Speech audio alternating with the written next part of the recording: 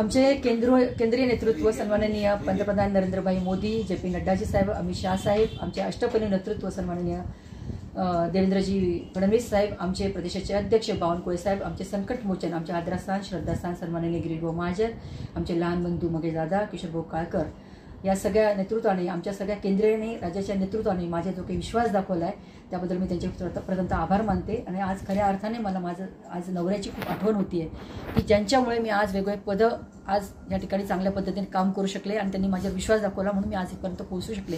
त्यांची आठवण मला आज या ठिकाणी होती. ताई, मागील काळामध्ये आपलं तिकीट कापलं गेलं होतं, आज अखेर आपल्याला तिकीट देण्यात आलं आहे भारतीय जनता पार्टीतर्फे. आज खरा न्याय मिळाला आपल्याला? भारतीय जनता पार्टी ही तळागाळातल्या कार्यकर्त्याचा विचार करणारी पार्टी आहे आणि मला असं वाटतं की वयाच्या 16 वर्षापासून विद्यार्थी दशेपासून या कामाला सुरुवात केली. जी पदं मला भारतीय जनता पार्टीच्या माध्यमातून मिळाली त्याचं काम करण्याचं काम मी कायम केलेलं आहे.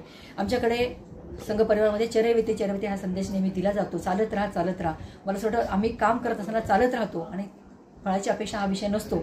पण आज मला वाटतं जो पार्टी विश्वासाने मला हे आज खासदारकी तिकीट जाहीर केलं त्या माध्यमातून नक्कीच या ठिकाणी मी काम करायचा, न्याय देण्याचा प्रयत्न करेन. आगामी काळात काय कामं करण्याचा आपला मानस राहणार आहे जळगाव लोकसभेसाठी? मागच्या खासदारांनी ज्या पद्धतीने कामं केली त्यांच्या माध्यमातून जी काही कामं या ठिकाणी राहिलेली असतील ती पूर्ण करण्याचा या ठिकाणी माझा मानस आहे.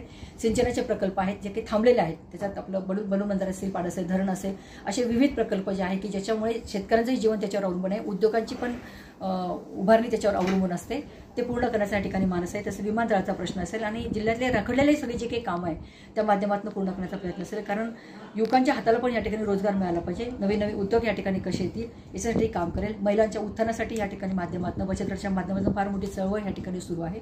त्यांच्याही माध्यमातून काय काम करता येण्यासारखं त्या माध्यमातून माझ्या ठिकाणी काम करण्याचा मानस असेल. खासदार उन्मेष पाटील यांचं तिकीट कापलं गेल्याने कुठेतरी नाराजीचा सूर दिसतो, काय सांगणार?